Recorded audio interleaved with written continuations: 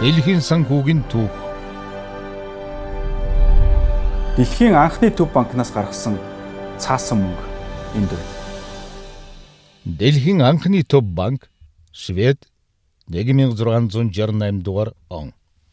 1668 дугаар онд Швед улсад дэлхийн хамгийн анхны төв банк болох Sveriges Riksbank аль биесээр байгуулагдсан юм.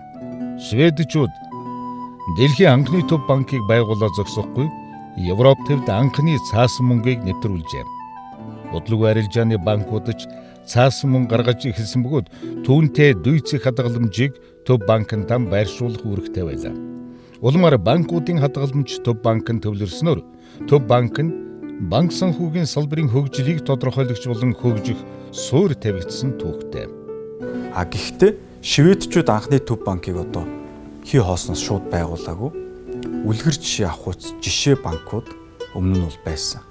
За энд бол одоо жишээ нь бид Амстердам Висел банк буюу Амстердамын төлбөр тооцооны банкыг нэрлэж болно. Энэ маань өөрөө 1609 онд байгуулагдсан банк байж байгаа. Тэгэхээр Амстердам Висел банк бол өөрөө Амстердам хотын хөрөнгийн зах зээлд тэрх одоо арилжааны төлбөр тооцоог гүйцэтгэх зорилготойгоор байгуулагдсан.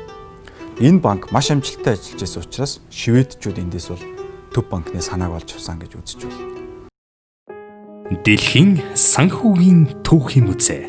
Хүн төрөлхтний санхүүгийн 5,000 жилийн түүхийг өгүүлэх 1000 гаруй их хөлбөр бүхий түүхийн хосгүй үзмрүүд Дэлхийн санхүүгийн музейд төлөөлөгдөж байна. Одоогоор Дэлхийн санхүүгийн түүхийг бүхэлд нь харуулсан музей дэлхийд өөр байхгүй бөгөөд зөвхөн Улаанбаатар хотод оршин байгаа нь та бидний бахархал юм. Олон нийтийн санхүүгийн боловсролыг дээшлүүлэх зорилгын дор эдийн засагч Өлзий баярын ган зориг 2017 онд Дэлхийн санхүүгийн түүхийн музейг санаачлан үүсгэн байгуулсан. Олон улсын музейн стандартын дагуу 2019 оны 10 дугаар сард шинжилэн байгуулж олон нийтэд үйлчилж эхэлсэн. Одоогийн байдлаар 1500 гаруй хүн музейг үзсэн бөгөөд хувь хүмүүс албан байгууллага олон нийтийн зочлох дуртай музей болоод байна. Та Дэлхийн санхүүгийн түүхийн музейг үзэж санхүүгийн мэдлэгээ тэлээрэй.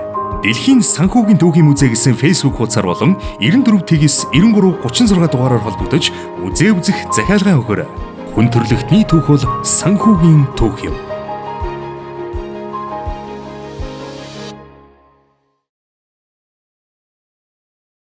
За дахиад Амстердамын төв одоо энэ арилжааны төлбөр тооцооны банкнаас өмнө нь дахиад 100 гаруй жилийн өмнө бол 1500-аад онд Италичууд төлбөр тооцооны банкыг байгуулж исэн. Банко Гиро ди Венеция гэдэг Венецийн төлбөр тооцооны банк бол ер нь хүн төрөлхтний төв банкны анхны суурь, анхдагч жишг болох банк гэж хэлж болох юм аа. Шведчүүдийн дараа англичууд 1694 дугаар онд Bank of England банкыг байгуулсан юм. Төв банкны ерөөсөө үндсэн үүрэг бол банк хоорондын төлбөр тооцоог гүйцэтгэх. Ингэснээрээ төлбөр тооцооны эрсдлийг бууруулж төлбөр тооцоог саадгүй нэвтрүүлэх. Хоёрдугаарт тухайн улсын эдийн засгийн өсөлт хөгжилтийг дэмжих. Ингэхдээ мөнгөний нийлүүлэлт нөлөөлөх замаар инфляц болон хүүгийн түвшин удирдах. Ийм үндсэн үүргүүдийг бол одоо тэр үеэс хойш гүйцэтгэж өнөөдрийг хүртэл одоо маш өндөр төгс болж хөгжиж явж байна гэж хэлж болно. Эртний төв банк нь төрийг санхүүжүүлэх, хадгаламж татаж, иргэдэд зээл болох үйлчилгээг үзүүлдэг байсан бол орчин үед эдийн засгийн мөнгөний нийлүүлэлт, зээлийн нийлүүлэлтийг зохицуулах үүрэгтэй болсон байна. Төв банк байгуулагдсанаар хүмүүс анх удаа эдийн засгийнхаа эрсдлийг удирдах боломжтой болсон юм аа. Аливаа төв банк нь улс төрөөс хараат бусаар үйл ажиллагаагаа явуулах ёстой. Дэлхийн санхүүгийн түүхийн музей.